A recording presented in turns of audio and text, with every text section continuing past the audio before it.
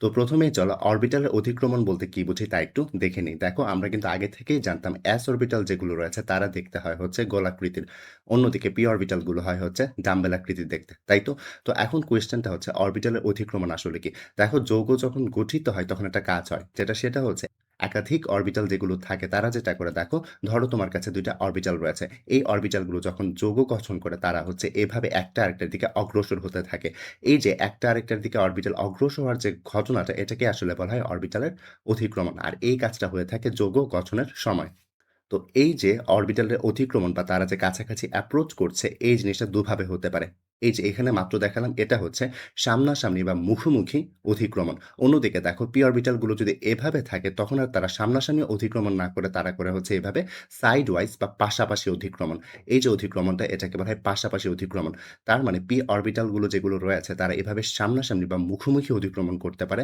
আবার তারা চাইলে এভাবে পাশাপাশি অধিক্রমণটাও করতে পারে। তাই আমরা বলব এখন থেকে পি অরবিটাল সামনাসামনিও অতিক্রমণ করতে পারে, পাশাপাশি অতিক্রমণ করতে পারে।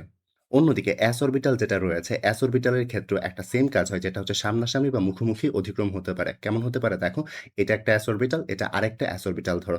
তারা যেটা করে তারা হচ্ছে সামনাসামনি মুখোমুখি বা সামনাসামনি তারা নিজের দিকে অগ্রসর হতে থাকে। যেটাকে আমরা বলি আসলে সামনাসামনি বা মুখোমুখি অতিক্রমণ।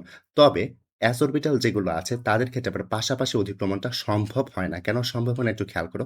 ধরো তোমার কাছে ২ টা এস অরবিটাল রয়েছে। তো এখন এস অরবিটাল কিন্তু গোলাকৃতির। যেমন দেখো এখানে পি অরবিটাল যেগুলো ছিল সেগুলো ডাম্বেল আকৃতির ছিল, তাই তো? তাই তুমি বলতে পারবে তার যে এই জায়গাটা, তার এই লোবটা এটা হচ্ছে একটা অংশ, এই লোবটা হচ্ছে আরেকটা অংশ, তাই না? তো তুমি তাকে সেপারেট করতে পারো। কিভাবে সেপারেট করতে পারো দেখো, তাকে যদি তুমি এভাবে এক্স অক্ষ বরাবর শুইয়ে রাখো ২ টাকে তখন তুমি দেখবে যে তারা পাশাপাশি বা মুখোমুখি আসছে, তাই তো?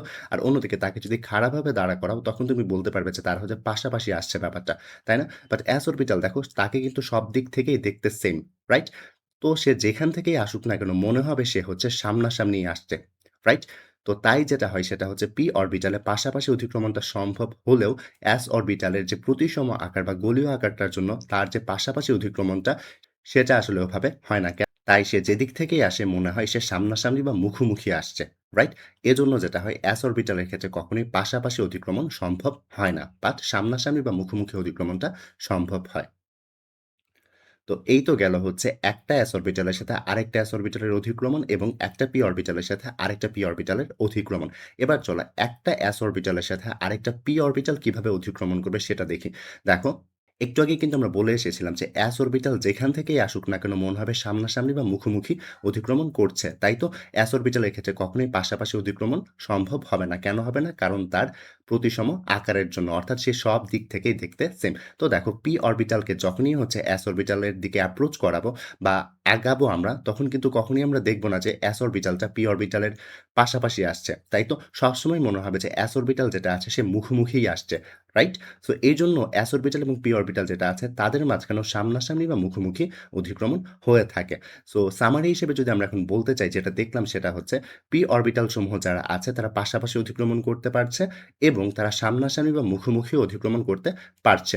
বাট এস অরবিটাল সমূহ যেগুলো আছে, এস অরবিটাল সবসময় কি করছে? সামনাসামনি বা মুখোমুখি অধিক্রমণ করছে। অর্থাৎ এস অরবিটাল যদি পি এর সাথে বা ডি এর সাথে যেকোনো অরবিটালের সাথেই অধিক্রমণ করুক না কেন, সে কখনোই পাশাপাশি অরবিটাল পাশাপাশি অতিক্রমণ করতে পারবে না।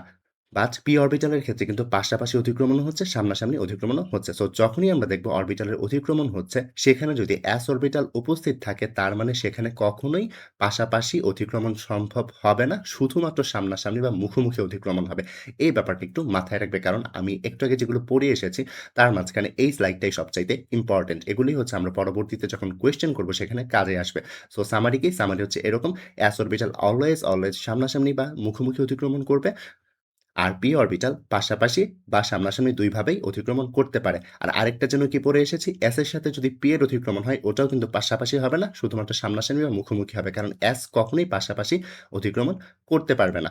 তো এই যে অধিক্রমণের যে ব্যাপারগুলো মাত্র দেখলাম, এই অধিক্রমণের যে ব্যাপার তার উপর ডিপেন্ড করে আমরা সমযোজী বন্ধনকে ২ ভাগে ভাগ করতে পারি। একটা হচ্ছে সিগমা বন্ধন, অন্যটি হচ্ছে পাই বন্ধন।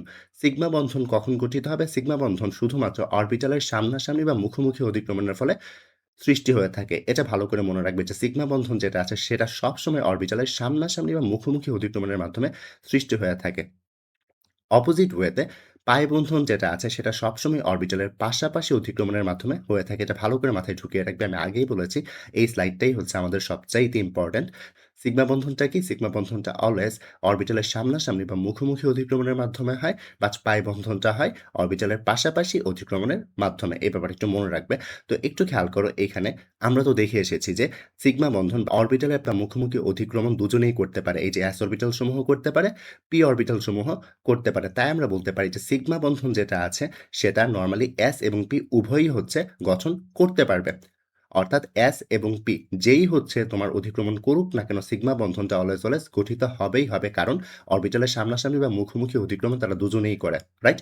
বাট দেখো পাই বন্ধনের বেলায় যদি আমরা বলতে চাই তখন দেখবে যে পাই বন্ধন যেহেতু পাশাপাশি অতিক্রমণের মাধ্যমে সৃষ্টি হয়, দেখো p অরবিটাল কিন্তু পাশাপাশি অতিক্রমণটা করতে পারে, বাট s অরবিটালটা পাশাপাশি অতিক্রমণ করতে পারে না। তাই তো s অরবিটাল যেহেতু পাশাপাশি অতিক্রমণ করতে পারে না, তাই s অরবিটাল কখনোই পাই বন্ধন গঠন করতে পারবে না। বাট p অরবিটাল যেটা আছে সেটা কিন্তু পাশাপাশি অতিক্রমণ করে। তাই শুধু p অরবিটালই পাই বন্ধন গঠন করতে পারবে। সো এই ব্যাপারগুলো একটু মাথায় রাখবে। আর পাই বন্ধন, সিগমা বন্ধন তো আমরা সবাই চিনি। যদি না চিনি চলো একটু এক্সাম্পলের মাধ্যমে দেখে নিই। ধরো এটা একটা কার্বন পরমাণু, এটা একটা কার্বন পরমাণু। কার্বনের মাঝখানে ডাবল বন্ড তো আমাদের কাছে তেমন নতুন কিছু না, তাই না? কার্বনের মাঝখানে সিঙ্গেল বন্ড থাকতে পারে, ডাবল বন্ড থাকতে পারে, ট্রিপল বন্ড থাকতে পারে, রাইট? সো দেখো এই যে ডাবল বন্ডটা রয়েছে বা দ্বিবন্ধন রয়েছে, এই দ্বিবন্ধনের নিচে যে বন্ধনটা রয়েছে তাকে বলা হয়ে থাকে সিগমা বন্ধন। অন্যদিকে উপরে যে বন্ধনটা রয়েছে তাকে বলা হয়ে থাকে পাই বন্ধন। তো দেখো এই যে দ্বিবন্ধন রয়েছে, দ্বিবন্ধনে কিন্তু আসলে ২ টা বন্ধন রয়েছে। একটা হচ্ছে সিগমা বন্ধন, আরেকটা হচ্ছে পাই বন্ধন। সবসময় মনে রাখবে সিগমা বন্ধনগুলো আগে গঠিত হয়, দেন পাই বন্ধন গঠিত হয়ে থাকে। তো একটু খেয়াল করো এই যে সিগমা বন্ধনটা, এই সিগমা বন্ধনটা যদি আমরা গঠন করতে চাই তাহলে আমরা যেন কি জানি? সিগমা বন্ধন গঠন s এবং p উভয় অরবিটাল এর অতিক্রমণের মাধ্যমে সৃষ্টি হতে পারে, রাইট? তো এই সিগমা বন্ধনটা হতে পারে s অরবিটাল সমূহের অতিক্রমণের মাধ্যমে হয়েছে, বা হতে পারে p অরবিটালের অতিক্রমণের মাধ্যমে হতে পারে। তাই তো? বাট এই যে পাই বন্ধনটা রয়েছে, এই পাই বন্ধন কিন্তু কখনোই s অরবিটালে অতিক্রমণের জন্য হবে না। এটা অলওয়েজ হচ্ছে p অরবিটাল সমূহের পাশাপাশি অতিক্রমণের মাধ্যমে সৃষ্টি হবে। রাইট? সো এই ব্যাপারটা একটু মাথায় রেখো।